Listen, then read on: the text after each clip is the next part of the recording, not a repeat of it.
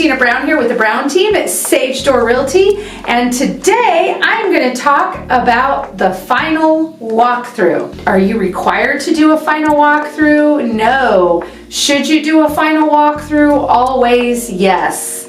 What is a final walkthrough? So a final walkthrough is just like it sounds. It is your final walk through the property right before you close to make sure everything is as it should be.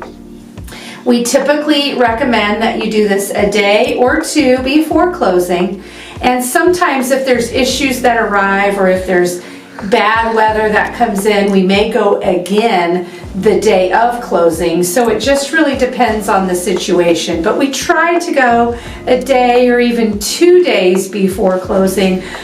That way, if we run into any issues, the seller still has time to resolve them before we close so that we can still close on time.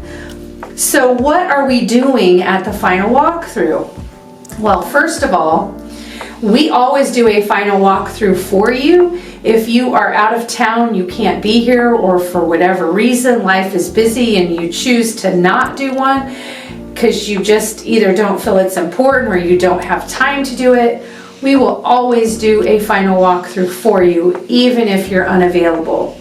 What are we looking for? What are we doing? So when we are there, we are looking for a few basic things. Number one, we want to make sure the property is in the same condition it was in last time you saw it, right? In the contract, it states that the condition of the property must remain the same throughout the contract and all the way up through closing and possession if you're taking possession later than closing. And so if the walls were chipped before, but they're not going to paint the walls unless that was negotiated in the contract.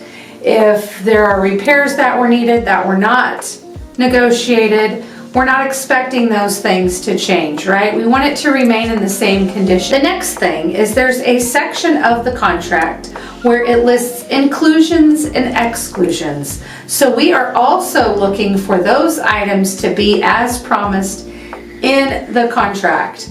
So a lot of those things are just based on what is in the seller's disclosure. That seller's disclosure has been filled out by the sellers, and there's a section where it talks about, does the refrigerator stay? Does the stove stay? What about the microwave, the washer and dryer, things of that nature? And if nothing different was negotiated in that section of the contract, then we want to make sure that we're comparing the items left behind as what was agreed to in the contract based on the disclosure and the inclusions and exclusions section. There can be exclusions, right? So if the seller wanted to leave this big old beat up tool bench and you don't want it because it's a ginormous monster in the garage that you're going to have to figure out how to get rid of, or an old set of a washer and dryer that's been down in the basement for 50 years that doesn't work, we will probably list those things on exclusions and ask the seller to remove them. So we're looking for those things as well, right? So we want only to be at the property what's supposed to be at the property. So you're not being left with seller's extra junk to figure out.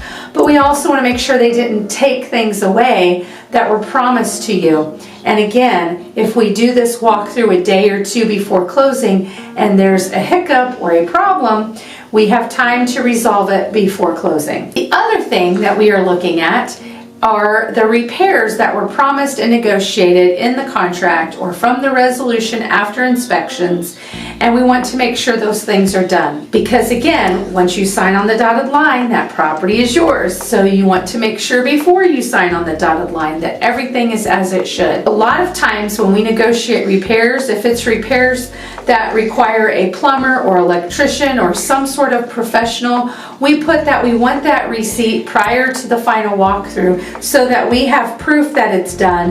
And if it's something we can eyeball and tell as not inspectors that it's been done, we will do our best to look and see.